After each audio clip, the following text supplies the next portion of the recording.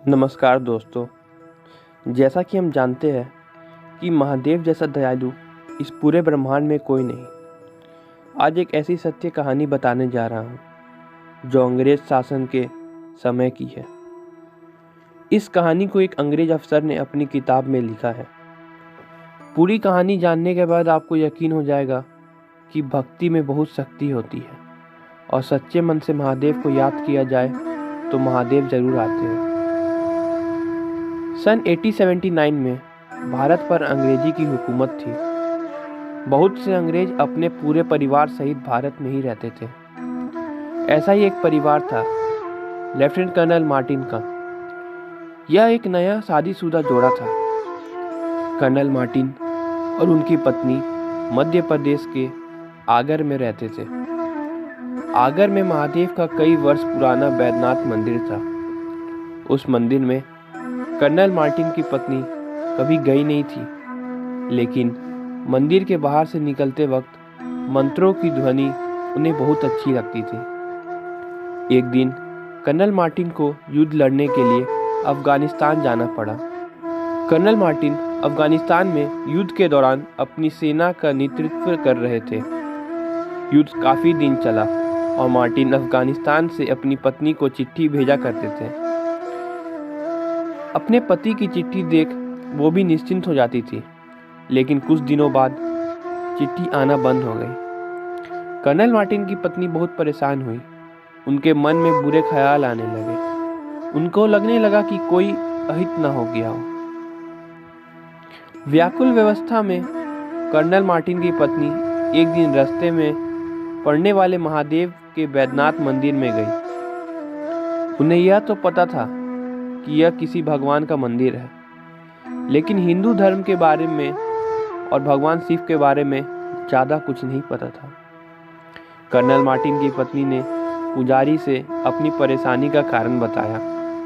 पुजारी जी ने उनसे कहा कि यह मंदिर कालों के काल महाकाल का है। इस संसार में सिर्फ यही है जो आपके पति को बचा सकते हैं। पुजारी जी ने कर्नल की पत्नी को ओम नमः शिवाय मंत्र दिया और कहा, इस मंत्र को 11 दिनों तक जपना और हर रोज मंदिर आना। यह लघु रुद्रा अनुष्ठान है। कर्नल की पत्नी हर रोज महादेव के बैद्यनाथ मंदिर आती और वहीं बैठकर मंत्र का जाप करते रहती और भगवान शिव से अपने पति की रक्षा करने का वरदान मांगती रहती। हर रोज मंदिर जाने से कर्नल की पत्नी भगवान शिव के बारे में बहुत कुछ जान गई और उनकी भक्ति में लीन हो गई। इसी बीच कर्नल की पत्नी ने यह संकल्प लिया कि अगर उनके पति सही सलामत लौट आए तो वो मंदिर का नवीनीकरण करवा देंगी। कर्नल की पत्नी ने 11 दिनों तक भगवान शिव की पूजा की और ओम नमः शिवाय मंत्र का जाप भी किया। बहुत दिनों से कर्नल मार्टिन के खत नहीं आ रहे थे, लेकिन 11 दिनों का अनुष्ठान खत्म होते ही 11वें दिन कर्नल मार्टिन का खत आया। खत देखकर उनकी पत्नी की खुशी का कोई ठिकाना नहीं रहा। खत आने का यह मतलब था कि उनके पति जिंदा है, और जब उन्होंने उस खत को पढ़ा तो फूट फूट कर रोने लगी और उनके होश उड़ चुके थे।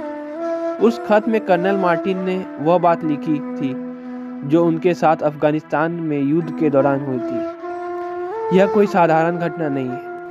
मैं तुम्हें हर रोज खत लिखता था, लेकिन एक दिन अचानक हमारी सेना को पठान मुस्लिमों ने चारों ओर से घेर लिया था।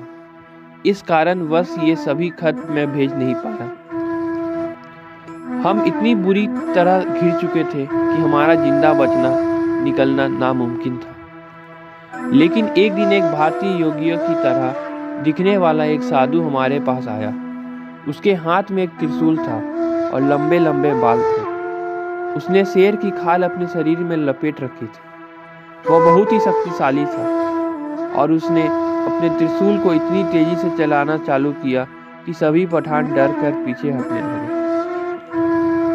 आज हम जिंदा हैं तो उस योगी के कारण जो शेर की खाल पहने हुए था और त्रिशूल लिए हुए था। जब सभी पठान वहां से चले गए तब उस योगी ने मुझसे कहा कि तुम्हें डरने की जरूरत नहीं, मैं तुम्हें बचाने आया हूँ। मैं तुम्हारी पत्नी की पूजा से प्रसन्न हूँ। तुम्हें सुरक्षित घर पहुँचाने अब मेरी जिम्मेदारी है। अफगानिस्तान से लौटने के बाद जब कर्नल मार्टिन और उनकी पत्नी भगवान शिव के बैद्यनाथ मंदिर में आशीर्वाद लेने गए, तब मार्टिन को भगवान शिव की फोटो देखकर पूरा यकीन हो गया कि अफगानिस्तान वाले योगी इन्हीं के समान हैं।